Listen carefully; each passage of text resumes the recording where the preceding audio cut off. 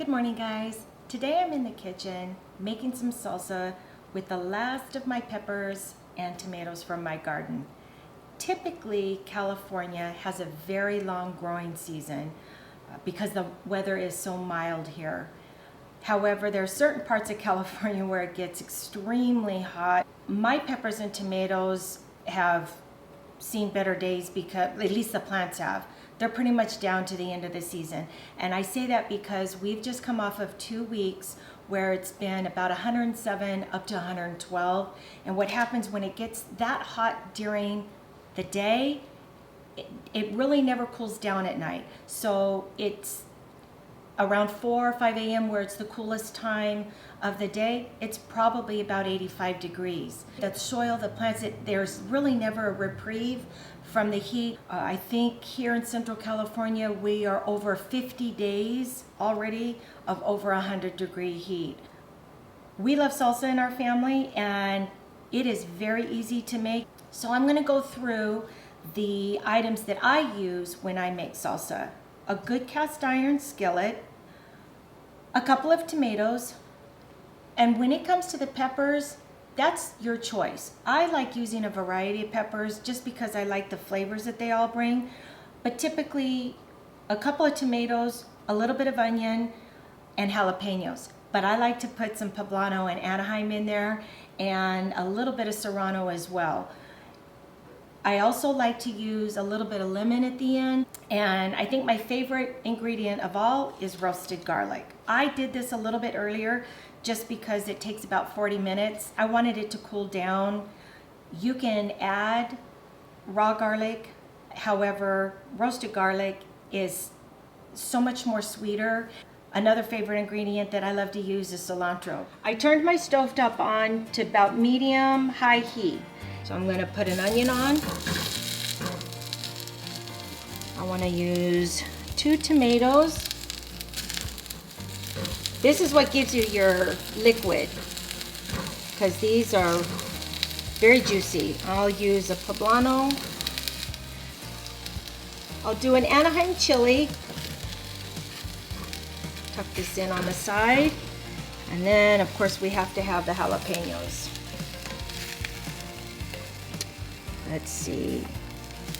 Let's do 3. Let's stick one of these in there. So you'll kind of watch this and you'll want to lift it up. And when you start seeing it really char, you'll turn it. I shouldn't be using my hands. Give it a few minutes. I'll turn it down to about medium now. We like our salsa pretty chunky. So besides roasting the peppers and tomatoes, to which we will put in the food processor in a few minutes, I like to have some fresh Roma tomato and onion and put that in there to help give it a little bit of chunkiness.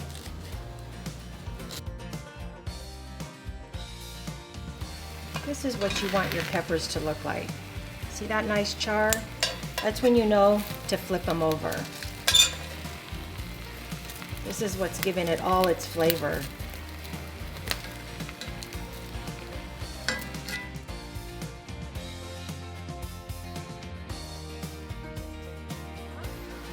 I think these are ready to go.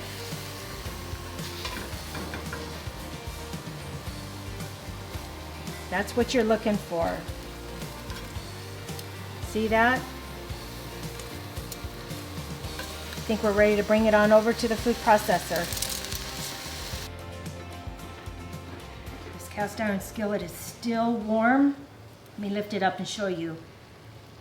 You want that char on your, let's see, look at the jalapeno. This is gonna be good. I wanted to go over the garlic, to which this is completely optional. You don't have to use garlic. I just like the flavor that it gives. It's a little bit more mild and much more sweet as opposed to raw garlic. Get as much of the loose skin off on the outside of the garlic head. You'll cut off the top, put a little bit of olive oil. You don't have to put salt and pepper, but I do. Wrap it up like this. Put it in the oven for about 40 minutes at 400 degrees. Then let it cool. When you're done, as soon as I get these veggies in the processor, I'll show you. You just squeeze out the garlic comes out super easy. If you do not have a food processor, that's okay. You can use a blender.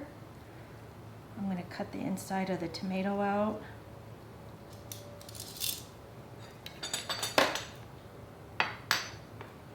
Get these in here. Let's get that part of the onion off.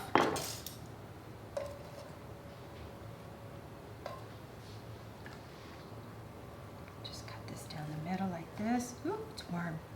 See those seeds? And you just scrape them out with your knife. If you have a little bit in there in your salsa, that's okay. If you get the majority of the seeds out, that takes care of the majority of the heat. Get those in there. Forgot the best part, guys. I forgot the garlic. All right. I'm using a whole head. All right, lastly, I'm going to add a little bit of cilantro. Not a lot, just a little. A little bit of lemon juice. Some people use lime. A little bit of salt, a little bit of pepper. All right, let's get this on. I'm going to just pulse it.